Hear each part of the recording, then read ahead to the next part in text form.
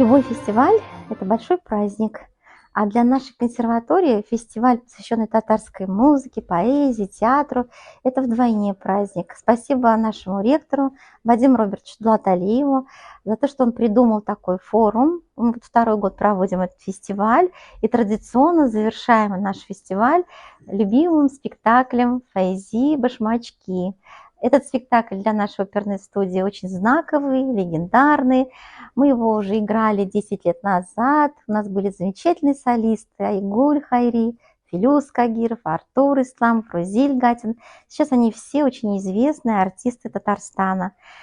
Вот новое поколение музыкантов, артистов, которые участвуют в этом проекте, заново обновленным по просьбе нашего ректора, еще, мне кажется, будет жить долго, потому что молодое поколение артистов играет это по-своему, ярко, импровизационно, интересно. И я думаю, что имена этих артистов будут блистать на сценах театров республики, России и всего мира.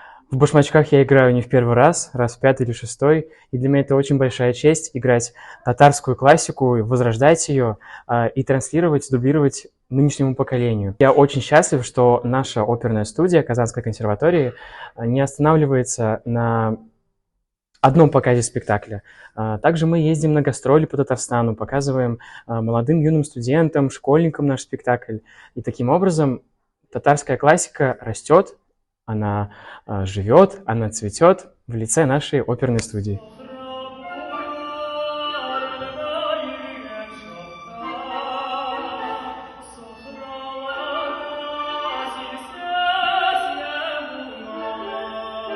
Башмачки для нас это всегда большой праздник. Мы всегда с нетерпением ждем новые постановки.